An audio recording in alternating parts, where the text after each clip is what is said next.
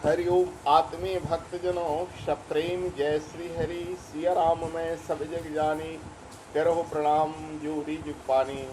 सच्चे भक्तों को कन कन में भगवान दिखाई पड़ते हैं। ऐसे ही महान ईश्वर भक्त, भगवत दर्शन करने वाले, भगवत की अनुभूति करने वाले संत तुकाराम के विषय में बताने जा रहा हूँ। वे जगत को ब्रह्म भाव से देखते थे, वे हर प्राणी को ब्रह्म भाव से देखते थे। और इसको लेकर एक बहुत ही रोचक कथा प्रसंग है जो आज मैं बताने जा रहा हूँ। एक बार वे कहीं बैठकर भजन कर रहे थे कि तभी उस नदी के पास खेत में काम करने वाला किसान उनके पास आया और बोला, महाराज आप यहाँ रोज बैठकर भजन कीर्तन करते हैं, यहीं पास में मेरा खेत है। अगर आप मेरे खेत में बैठकर भजन कीर्तन करें तो इसके बदले हम आपको 20 सेर ज्वार दूंगा। उसके अनुरोध करने पर संत तुकाराम नदी के किनारे बैठकर उस खेत में भजन कीर्तन करने लगे। उस खेत की फसल को पशु पक्षी अक्सर बर्बाद कर देते थे। संत तुकाराम की भजन कीर्तन से जब उनके झांझ बजते थे, करताल बजते थे और मुख से अभंग निकलते थे तो इससे पशु पक्षी भाग जाते थे। पर एक दिन जब उस खेत में लगी ज्वार का फसल कटने का हुआ और अभंग गाते गाते भगवान ध्यान में मगन हो गए, तभी झांझ और अभंग की आवाज बंद हो गई।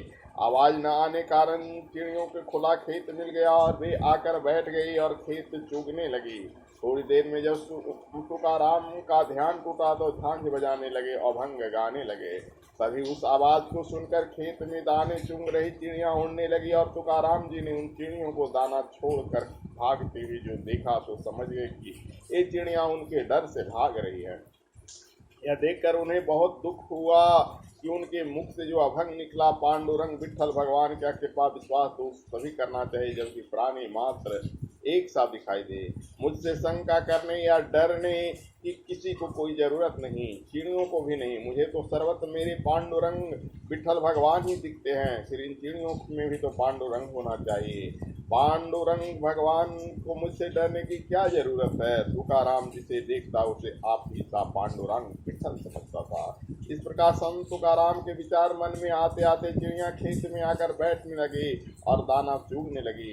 उसी समय खेत का किसान भी वहां आ गया। उसने देखा कि चिड़ियां खेत में चुग रही है और तुकाराम उन चिड़ियों को देखकर बड़े प्रेम से उन्हें खेत से भगा नहीं रहे हैं बल्कि भजन गा रहे हैं। उस किसान ने संत तुकाराम के सामने जो नाराजगी प्रकट की, अब उसने अपने कहे अनुसार संत तुकाराम को 20 सेर ज्वार देने से बचने के बहाने छोड़ने लगे।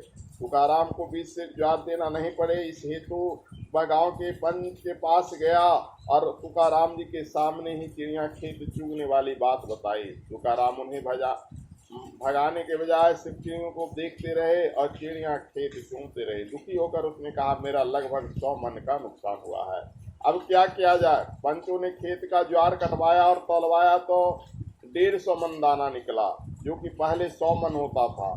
किसान झूठा पकड़ा गया, वह नुकसान के आधार पर ज्वार देने के इनकार कर रहा था, परंतु पंचों ने निर्णय किया कि 100 मन ज्वार उस किसान को दी जाए और बाकी संत तुकाराम को पहुंचाई जाए। बोरियां भरकर संत तुकाराम के घर भेजी गई। संत तुकाराम की पत्नी जीजाबाई बोरियां देखकर खुश हो गई, लेकिन तुकाराम जी अड़ गए और बोले, मुझे 20 सेर से अधिक एक दाना भी नहीं चाहिए, क्योंकि बात 20 सेर पर हुई थी, क्योंकि उसके सामने 20 सेर ही मुझे देने के लिए कहा था। इस पर जीजाई चिल्लाने लगी और बोली, बोरी घर आती है तो ये कभी बच्चों की सुख की बात नहीं सोचते हैं। उसने चिढ़ते हुए आगे कहा, ये तो लोगों का ही घर भरेंगे और अपने घर में आई बोरियां भी नहीं रखेंगे। आखिरकार पंचों की राय और संत तुकाराम की इच्छा अनुसार शेष दाना ब्राह्मणों को दे दिया गया और मंदिरों में मरम्मत के लिए लगाया गया। ऐसी थी भगवान संत तुकाराम की ईश्वर भक्ति, भगवत दृष्टि, आत्मदृष्टि और भक्तों एवं साधु का जीवन संत तुकाराम की भांति ही निश्चल और निर्बल निर्विकार होना चाहिए और उन्हें कन कन में भगवान का दर्शन होना चाहिए। सिया राम में सब जग जानी, करहु प्रणाम जो पानी।